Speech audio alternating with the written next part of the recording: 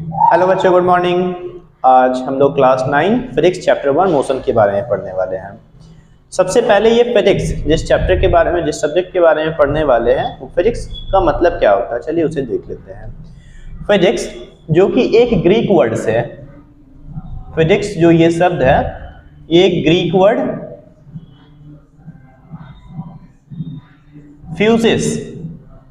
फ्यूसिस के नाम पे फिजिक्स नाम पड़ा है। फ्यूसिस का मतलब क्या होता है? फ्यूसिस का मतलब होता है नेचुरल, इसका मतलब होता है नेचर।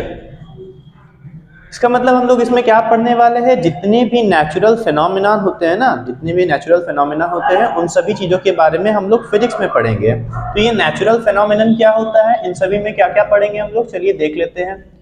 जैसे कि फिजिक्स में हम लोगों को पढ़ने को मिलेगा हाउ टू प्रोड्यूस साउंड। ठीक है, साउंड कैसे प्रोड्यूस होता है, ठीक है। और किन किन चीजों के बारे में पढ़ने को मिलेगा इसमें, नेचुरल फिनोमिनन जैसे कि लाइट के बारे में पढ़ने को मिलेगा, ठीक है। तो इन सभी चीजों के बारे में फिजिक्स में हम लोगों को पढ़ने को मिलता है। जितने भी नेचुरल फिनोमिनन होते हैं उन सभी चीजों को हम लोग फिजिक्स में पढ़ेंगे। तो फर्स्ट चैप्टर मोशन दिया गया, उसके बारे में सबसे पहले समझ लेते हैं कि मोशन ये है क्या। तो मोशन जो फर्स्ट यहाँ पे है, मोशन को दो स्टेट्स में बांटा गया है, ठीक है। मोशन जो है उसे दो स्टेट्स में हम लोग पढ़ेंगे। फर्स्ट क्या है, स्टेट ऑफ रेस्ट। फर्स्ट है स्टेट ऑफ रेस्ट। रेस्ट का मतलब तो आप सभी को पता ही है, जैसे ये क्या होता है, रेस्ट का मतलब आराम करना। इसका डेफिनेशन क्या है, फिजिक्स क्या कहता है, कोई भी ऑब्जेक्ट रेस्ट में रहेगा जब उसका पोजीशन टाइम के साथ में चेंज ना हो।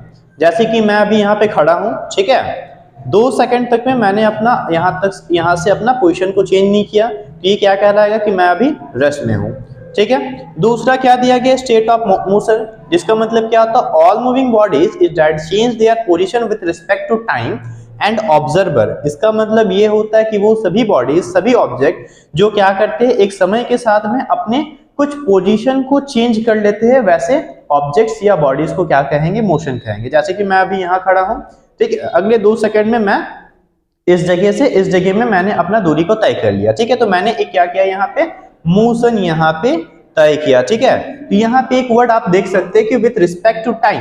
टाइम तो समझ गया कि एक समय के साथ में कुछ दूरी को तय करना, पर यहाँ पे और क्या लिखा हुआ, एंड ऑब्जर्वर। तो इसका मतलब क्या होता है, ऑब्जर्वर का मतलब होता है कि देखने वाले के ऊपर में भी मोशन जो होता है वो डिपेंडेंट होता है, ठीक है। तो चलिए इसे भी एक एग्जांपल के साथ में समझ लेते हैं कि मोशन जो है वो ऑब्जर्वर के ऊपर में किस तरीके से डिपेंडेंट होता है। चलिए मान लीजिए कि यहाँ पे कोई एक व्यक्ति खड़ा है यहाँ पे, ठीक है, और यहाँ पे एक कार जा रही है, यहाँ से एक कार गुजरते हुए जा रही है, ठीक है। इस कार में 2 लोग बैठे हुए हैं, ठीक है, इस कार में 2 लोग बैठे हुए हैं।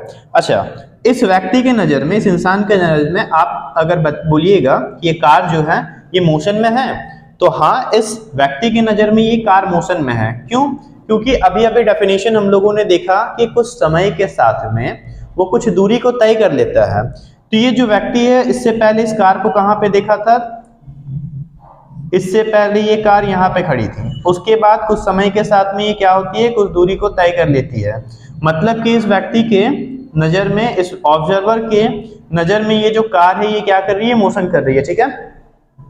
अब इस कार में 2 लोग बैठे हुए हैं, ठीक है, जिसका नाम ए रख देते हैं और एक का नाम बी रख देते हैं। एक का नाम ए रख देते हैं और दूसरे का नाम बी रख देते हैं। अच्छा, ए के नजर में क्या बी जो है वो मोशन कर रहा होगा, तो ये जो है ये नहीं कर रहा होगा। ए के नजर में बी मोशन नहीं कर रहा है। क्यों? क्योंकि अभी अभी डेफिनेशन देखिए कि कुछ समय के साथ में कुछ दूरी को अगर हम लोग तय कर लेते तो ही मोशन होगा, पर ए के नजर में बी ने तो कोई भी अभी तक अपने दूरी को तय नहीं किया, तो इसी कारण से ए के नजर में बी जो है वो मोशन नहीं कर रहा है।